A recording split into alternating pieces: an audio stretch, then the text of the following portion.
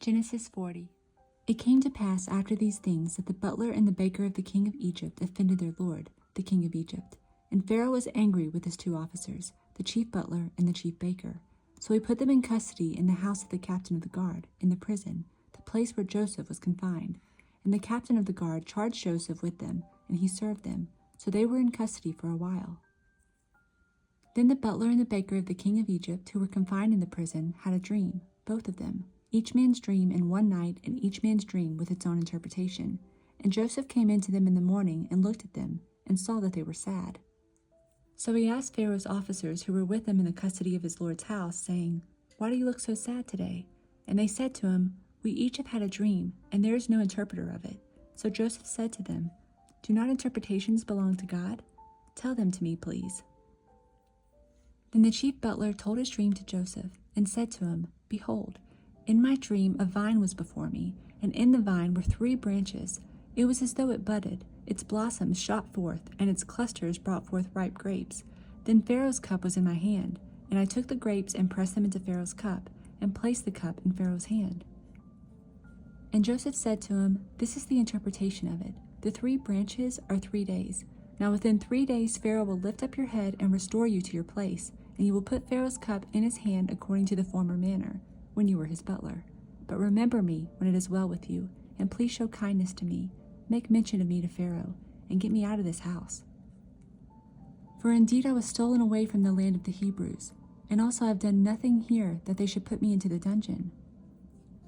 When the chief baker saw that the interpretation was good, he said to Joseph, "I also was in my dream, and there were 3 white baskets on my head. In the uppermost basket were all kinds of baked goods for Pharaoh, and the birds ate them out of the basket on my head." So Joseph answered and said, "This is the interpretation of it. The 3 baskets are 3 days. Within 3 days Pharaoh will lift off your head from you and hang you on a tree, and the birds will eat your flesh from you."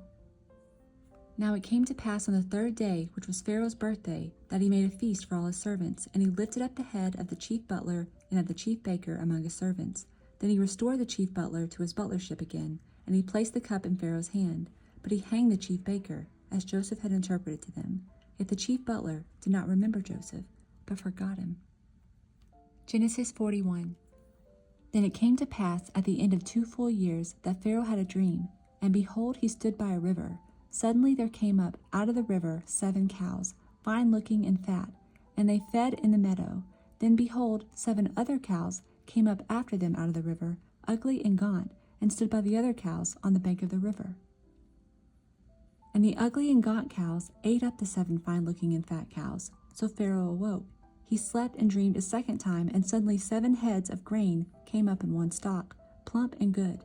Then behold, 7 thin heads, blighted by the east wind, sprang up after them.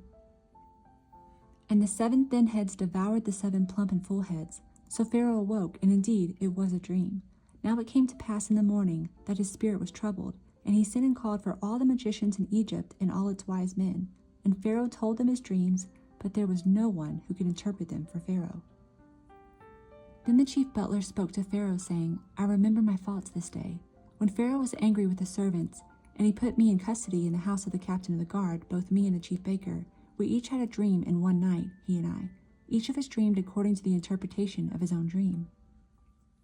Now there was a young Hebrew man with us there, a servant of the captain of the guard, and we told him, and he interpreted our dreams for us. To each man he interpreted according to his own dream. And it came to pass, just as he interpreted for us, and so it happened. He restored me to my office, and he hanged him.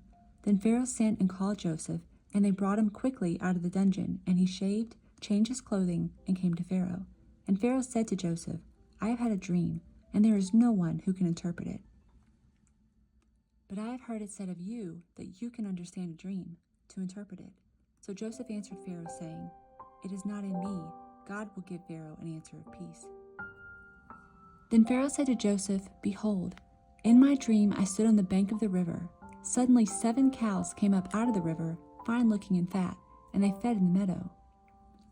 Then behold, 7 other cows came up after them, poor and very ugly and gaunt, such ugliness as I have never seen in all the land of Egypt. And the gaunt and ugly cows ate up the first 7, the fat cows.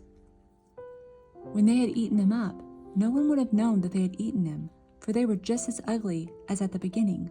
So I awoke. Also I saw in my dream, and suddenly 7 heads came up on one stalk, full and good. Then behold, 7 heads, withered, thin, and blighted by the east wind, sprang up after them. And the thin heads devoured the 7 good heads. So I told this to the magicians, but there was no one who could explain it to me. Then Joseph said to Pharaoh, "The dreams of Pharaoh are one. God has shown Pharaoh what he is about to do. The 7 good cows are 7 years, and the 7 good heads are 7 years. The dreams are one. And the 7 thin and ugly cows which came up after them are 7 years, and the 7 empty heads blighted by the east wind are 7 years of famine. This is the thing which I have spoken to Pharaoh. God has shown Pharaoh what he is about to do. Indeed, 7 years of great plenty will come throughout all the land of Egypt, but after them 7 years of famine will arise, and all the plenty will be forgotten in the land of Egypt, and the famine will deplete the land. So the plenty will not be known in the land because of the famine following, for it will be very severe. And the dream was repeated to Pharaoh twice, because the thing is established by God, and God will shortly bring it to pass. Now therefore let Pharaoh select a discerning and wise man, and set him over the land of Egypt.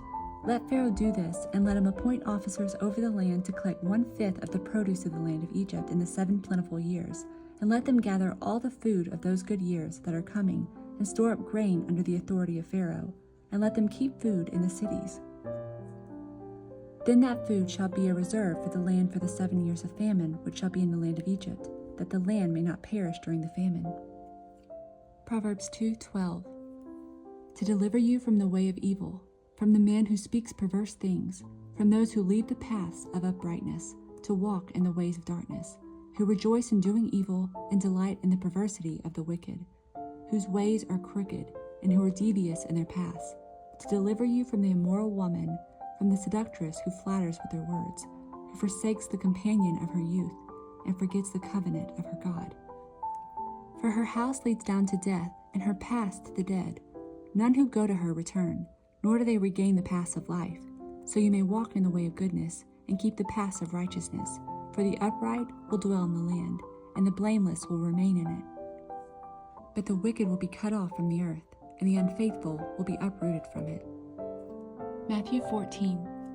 At that time Herod the Tetrarch heard the report about Jesus, and said to his servants, "This is John the Baptist. He is risen from the dead, and therefore these powers are at work in him." For Herod had laid hold of John, and bound him, and put him in prison for the sake of Herodias, his brother Philip's wife, because John had said to him, "It is not lawful for you to have her."